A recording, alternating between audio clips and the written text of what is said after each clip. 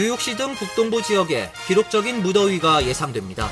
이번 주말부터 다음 주까지 낮 기온이 90도를 넘어서고 높은 습도로 체감온도가 100도에 육박하는 본격적인 여름 날씨가 시작됩니다. 국무부가 그동안 중단됐던 유학생 비자 인터뷰를 재개한다고 발표했습니다. 지원자는 SNS 계정을 공개로 전환해야 하는 등 더욱 엄격한 SNS 관련 지침이 내려졌습니다. 불체자 단속 과정에서 시민권자까지 구금되는 일이 잇따르자 숫자 채우기식 단속이란 비판이 나오고 있습니다. 하루 3,000명 체포를 강조하면서 마구잡이 단속이 이루어지고 있다는 지적입니다. 백신에 부정적인 입장을 표명해온 로버트 케네디 주니어 보건복지부 장관이 알루미늄 성분을 함유한 여러 백신을 대상으로 조사를 검토하고 있는 것으로 알려졌습니다. 뉴저지의 재산세 감면 프로그램을 개편해 부유층 대상 혜택을 줄이고 노년층 세입자를 위한 지원금을 대폭 늘려야 한다는 지적이 나왔습니다. 현재 $700인 앵커 프로그램 지원금을 2배로 늘릴 것을 촉구했습니다. 이상은 오늘의 주요 뉴스입니다. 시청자 여러분 안녕하십니까? KBN 뉴스입니다. 한동안 이어지던 흐린 날씨가 개고 소나기가 물러나면서 뉴욕시 등 북동부 지역에 무더운 날씨가 예상됩니다. 이번 주말부터 다음 주까지 낮 기온이 90도를 넘어서고 높은 습도로 체감온도가 100도에 육박하는 본격적인 여름 날씨가 시작됩니다. 이번 주말부터 뉴욕 등 동북부 지역에 폭염이 예상됩니다. 국립기상청은 오늘과 내일 몇 차례 소나기가 지나고 나면 이번 주 일요일부터 다음 주말까지 시카고에서 뉴욕에 이르는 광범위한 지역에서 기록적인 무더위가 예상된다고 예보했습니다. 오늘과 내일 중부 대평원 지대를 가로지르는 고기압이 형성되면서 기온이 급상승합니다. 대부분의 지역이 화씨 90도를 웃도는 무더운 날씨가 예상되고 일부 지역은 화씨 100도를 넘어서는 곳도 있겠습니다. 기상청은 이번 주말 뉴욕시는 낮 기온이 90도를 웃돌 것으로 예보했습니다. 화요일과 수요일은 낮 최고 기온이 화씨 96도, 섭씨 36도까지 치솟을 것으로 예상돼 해당 날짜 역대 최고 기온 기록을 다시 쓸 것으로 보입니다. 습도도 높아 체감온도는 화씨 100도에 육박하고 야간에도 화씨 80도, 섭씨 27도에 달하는 열대야가 예상됩니다. 뉴욕시는 갑작스러운 폭염은 건강의 위험을 초래할 뿐만 아니라 전력 수요를 증가시키고 지하철과 통근 열차를 포함한 노후된 교통 인프라에 부담을 줄 수 있다며 만일의 사태에 대비하고 있습니다. 이번 폭염은 다음 주말까지 지속될 것으로 예상됩니다. 국무부가 그동안 중단됐던 유학생 비자 인터뷰를 재개한다고 발표했습니다.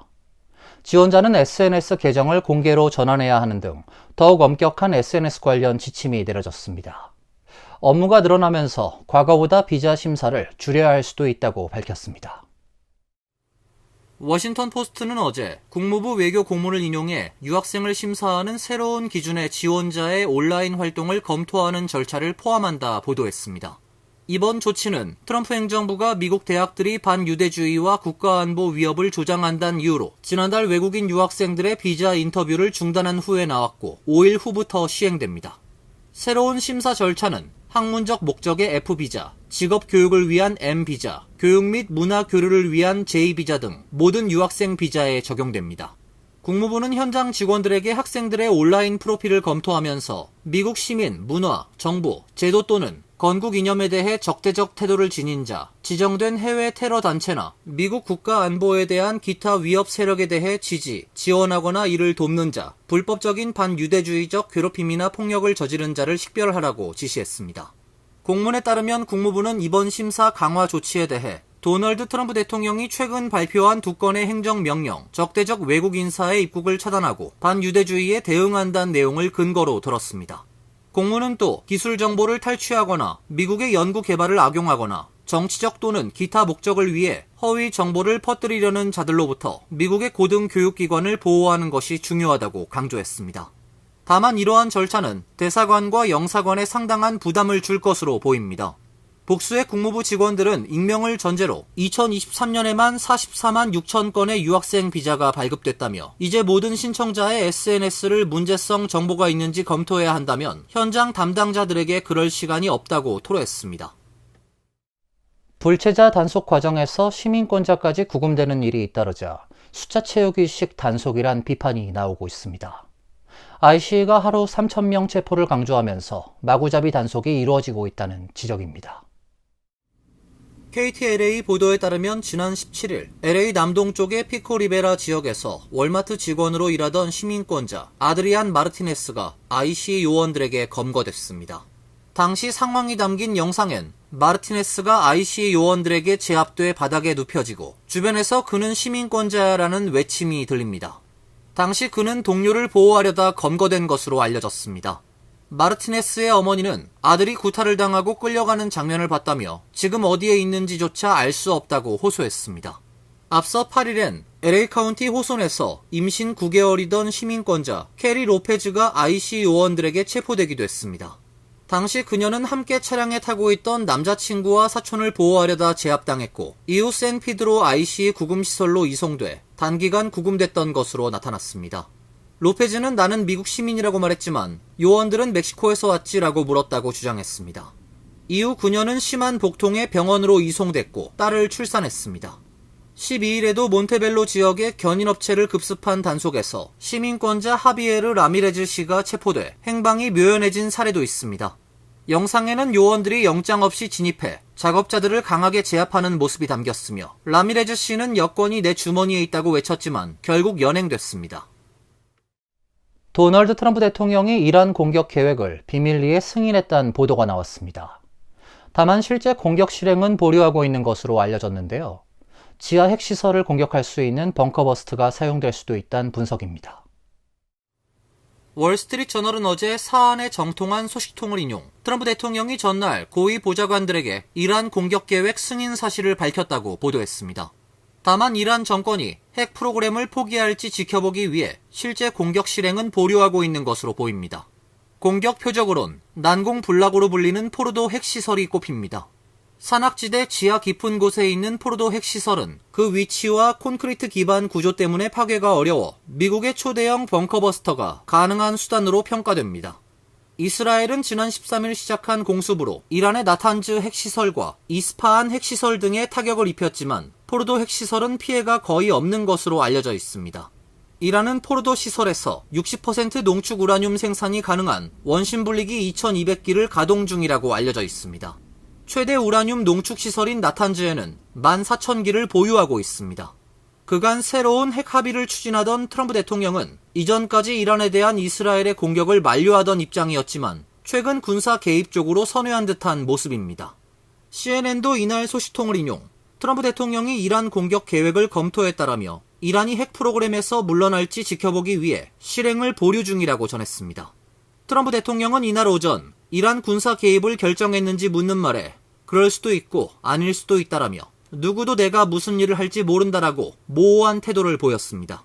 트럼프 대통령은 무엇을 해야 할지 생각은 있지만 최종 결정은 내리지 않았다라며 시한이 도래하기 직전에 최종 결정을 내리고 싶다고 밝혔습니다. 연준이 또다시 기준금리를 동결했습니다. 올해 경제 성장률 전망치를 하향 조정하고 인플레이션은 상향 조정했습니다.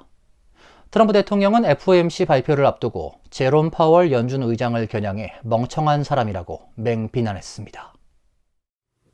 연준은 이틀간 열린 FOMC 정례회의 결과 기준금리를 4.25에서 4.50%로 유지하기로 결정했다고 발표했습니다. 연준은 올해 물가 상승률은 3월 2.7%에서 0.3%포인트 올린 3%로 예상했습니다.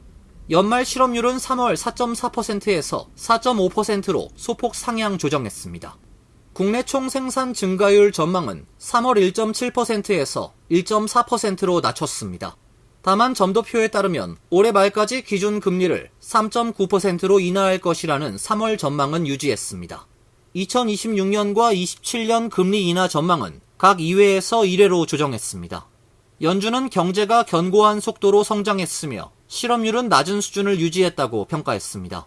인플레이션은 약간 높은 수준이고 경제 전망에 대한 불확실성이 줄어들었지만 여전히 높은 수준을 유지하고 있다며 최대 고용과 2% 인플레이션 달성 목표에 대한 위험을 주의 깊게 모니터링하고 있다고 설명했습니다.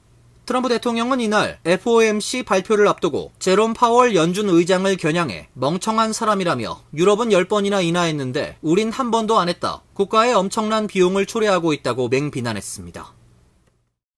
백신에 부정적인 입장을 표명해온 로버트 케네디 주니어 보건복지부 장관이 알루미늄 성분을 함유한 여러 백신을 대상으로 조사를 검토하고 있는 것으로 알려지고 있습니다. 블룸버그 통신은 소식통을 인용해 로버트 케네디 주니어 보건복지부 장관이 정부 백신 자문위원회에 알루미늄 성분이 들어간 백신에 대해 안전성 조사를 요청하는 방안을 고려 중이라고 보도했습니다. 이 조사가 실제로 이루어지면 시중에 판매 중인 최소 24종의 백신에 영향을 미칠 수 있습니다. 알루미늄은 제약사들이 백신의 면역 반응을 증폭시키기 위해 첨가하는 보조제로 쓰이며 소아마비와 A, B형 간염, APV, 뇌막염, 백일해 등 여러 백신에 포함되어 있습니다. 백신 접종을 반대하는 측 일부에서는 알루미늄 성분을 백신 부작용의 원인으로 지목해왔으나 의학계에서는 백신에 들어가는 알루미늄이 미량이어서 대체로 안전하다는 의견이 우세합니다. 보건복지부는 백신의 알루미늄 성분 조사 여부에 대한 블룸버그의 논평 요청에 응답하지 않았습니다. 케네디 주니어 장관은 최근 CDC 산하 백신 자문위원회를 개편해 기존 위원들을 모두 해임하고 신임 위원으로 백신 접종을 전면 반대하는 과학자를 비롯해 백신에 비판적인 견해를 취해온 인사들을 다수 영입해 보건의료계에 우려를 일으켰습니다. 새로운 자문위원회는 오는 25에서 26일 첫 회의를 열 예정입니다.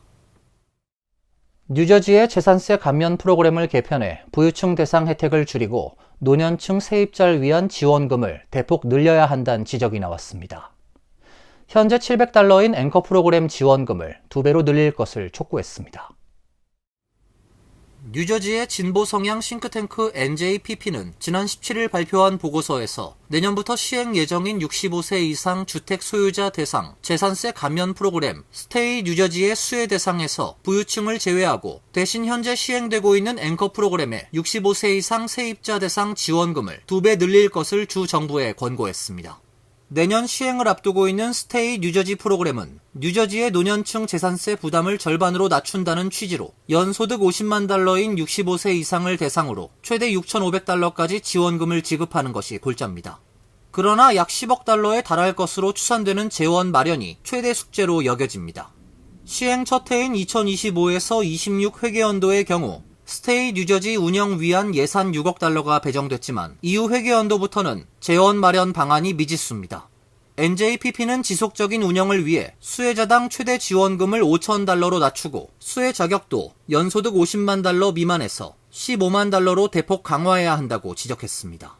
주 정부 재정 부담을 덜기 위해 재산세 감면 대상에 부유층은 제외해야 한다는 것입니다. 대신 재정적 어려움이 큰 노인 세입자 대상 지원을 늘려야 한다고 권고했습니다. 재산세 감면을 위한 앵커 프로그램에 따라 65세 이상 세입자에게 제공되는 지원금을 현재 $700에서 $1,400로 2배 늘려야 한다고 촉구했습니다. NJPP는 많은 노인 세입자가 심각한 주거 불안정성 문제에 직면해 있고 노인 주택 소유자보다 세입자가 겪는 어려움이 더 크다며 뉴저지 노인 4명 중 1명이 세입자이지만 이들 세입자는 스테이 뉴저지 프로그램의 수혜를 전혀 받지 못한다고 지적했습니다. 맨해튼에서 76m 높이의 철탑 꼭대기를 맨몸으로 활보하는 남성이 목격돼 구조 요원들이 출동하는 소동이 있었습니다. 시위나 특정 메시지를 담은 행위는 아닌 것으로 알려졌는데요. 경찰은 정확한 동기를 조사 중에 있습니다. 뉴욕포스트에 따르면 한 20세 남성이 맨해튼의 트램웨이 지지탑 꼭대기에 맨몸으로 올라가 거침없이 활보하는 아찔한 장면이 포착됐습니다. 목격자들의 신고에 따르면 후드티에 마스크만 착용한 남성은 약 76m의 트램 지지탑을 아무런 안전 장비 없이 맨몸으로 기어오른 뒤 철제 구조물 사이를 여유롭게 거닐었습니다. 영상 속 그는 꼭대기에 도달하자 난간에 기대어 휴대전화를 확인하거나 높은 철제 위를 아슬아슬하게 걸었습니다. 또한 중간중간에 있는 짧은 사다리를 오르내리는 등 위험하게 이동하는 모습을 보여 보는 이의 손에 땀을 쥐게 했습니다. 목격한 시민들은 즉시 신고했고 경찰은 헬기까지 동원해 현장으로 출동했습니다. 출동한 경찰들은 등반 장비를 착용하고 타워에 올라간 뒤 남성에게도 안전장비를 착용시켜 지상으로 데려왔습니다. 남성은 구조 직후 병원으로 이송됐지만 다행히 다친 곳은 없다고 전해졌습니다. 경찰은 정확한 동기를 조사 중이며 이번 행동이 시위나 특정 메시지를 담은 행위는 아닌 것으로 보고 있습니다. 이어서 간추린 소식입니다. 마리스트 대학이 어제 발표한 뉴욕시장 후보 지지율 여론조사 결과에 따르면 쿠오모 전 주지사는 투표 1라운드에서 조사에 참여한 1,350명 유권자 중 43%의 지지를 받아 지지율 1위를 기록했습니다. 조란 맘다니 뉴욕주 하원 의원은 이번 조사에서 31%의 지지율을 기록해 2위를 차지했고 쿠오모 후보와 12%포인트 지지율 격차를 보였습니다. 최종적으로 두 후보만 남게 됐을 때는 쿠오모 전 주지사의 지지율이 55%로 맘다니 의원 45%보다 10%포인트 앞섰습니다. 뉴욕시 예비선거는 순위 선택 투표제로 진행되며 유권자는 최대 5명의 후보를 선호도 순으로 순위를 매길 수 있습니다.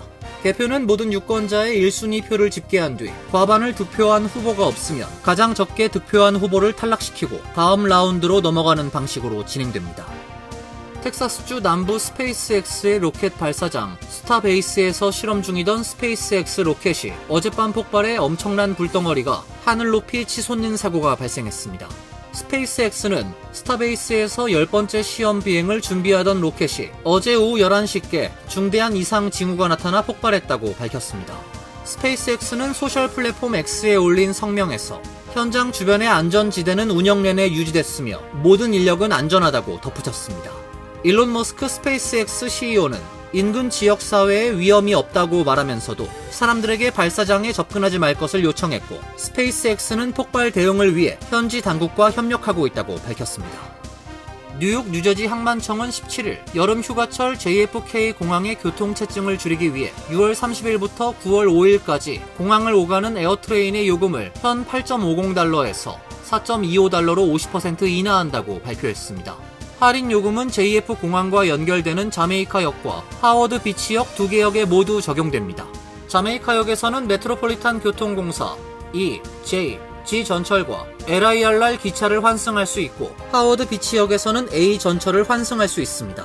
케빈 오툴 청장은 올해 여름 JFK 공항 이용객은 1,830만 명으로 급증, 올해 두 번째 신기록을 세울 것으로 예상된다며 현재 진행 중인 JFK 공항 재개발 공사로 역대급 교통체증이 우려돼 에어트레인 요금 인하에 나서게 됐다고 밝혔습니다. 브루클린 퀸즈 익스프레스웨이 캔틸레버 구간 과적 트럭 단속이 오는 22일부터 스태튼 아일랜드 방향 도로에서도 실시됩니다. BQE 캔틸레버 구간 퀸즈 방향 도로는 지난 2023년 11월부터 과적 트럭 단속을 시행하고 있습니다. 뉴욕시는 BQE 3단 캔틸레버는 과적 트럭 등에 따른 구조물 안전 우려가 커지면서 보강 공사가 시급해 재건축을 서두르고 있습니다. 뉴욕시 교통국은 17일 90일간의 계도기간이 끝나는 6월 22일부터 BQE 캔틸레버 구간 스태튼 아일랜드 방향 과적 트럭 단속을 시작한다고 발표했습니다. 계도기간 첫 75일간 발부된 과적 경고장은 3,000장 이상에 달했는데 이날부터 경고장이 아닌 벌금 티켓이 발부됩니다. 단속 기준은 40톤 초과 과적 트럭으로 위반 시 650달러의 벌금이 부과됩니다. 환율과 증권 소식입니다.